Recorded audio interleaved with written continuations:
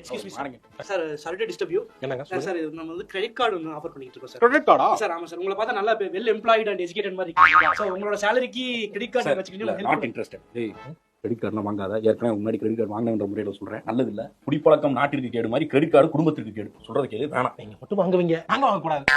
என்னடா நியாயம்? ஏய் சார் சொல்லுங்க சார், சொல்லுங்க சார். கார்டு அப்ளை பண்ணலாமா? பேன் நம்பர் வேணாடா, சொல்றேன் கேளு. என்னடா எனக்கு ஒண்ணு புரியல. கல்யாணம் பண்ணவங்களா கல்யாணம் பண்ணாத அப்படிங்கிறான். கிரெடிட் கார்டு வாங்கி யூஸ் பண்ணிட்டு வாங்காத அப்படிங்கிறீங்க. ஏன் நீங்க மட்டும் தான் அனுபவிக்கணும், நாங்கெல்லாம் அனுபவிக்க கூடாது? போடா முடிச்ச பாக்க சார். பாத்தீங்கன்னா நீங்க உங்களுக்கு ஃபைனான்சியல் நல்ல சென்ஸ் இருந்துச்சுன்னா எந்த ஈஸியா ஹேண்டில் பண்ணலாம் சார் கிரெடிட் கார்டு. யார் நீ ஈஸி ஹேண்ட்லிங் பணம் இருக்குன்னு வச்சு இல்ல, கார்டை ஸ்வைப் பண்ணிட்டு வந்துட்டு அப்புறம் மாசம் வந்து காசை கட்டிக்கலாம். சார் போடுங்க பேன் நம்பர் போட்டு உங்களுக்கு லெட்டர் போடுங்க சார். சார். ஓடிபி கிரெடிட் கார்டுலாம் காசு கட்டுறவனுக்குடா, நீலாம் காசே கட்டு எடுக்க மாட்டேன், பாத்துக்க. எல்லாத்தையும் சஜஷன்ஸ் கேட்டா அப்படிதான் சார். சார் உங்க கார்டு ரெடி ஆயிடுச்சு சார். Thank you sir. அம்மா அம்மா என்ன சவுண்ட் இது? நான் தான் மாப்ள. ஓ நீயா? என்னாச்சு?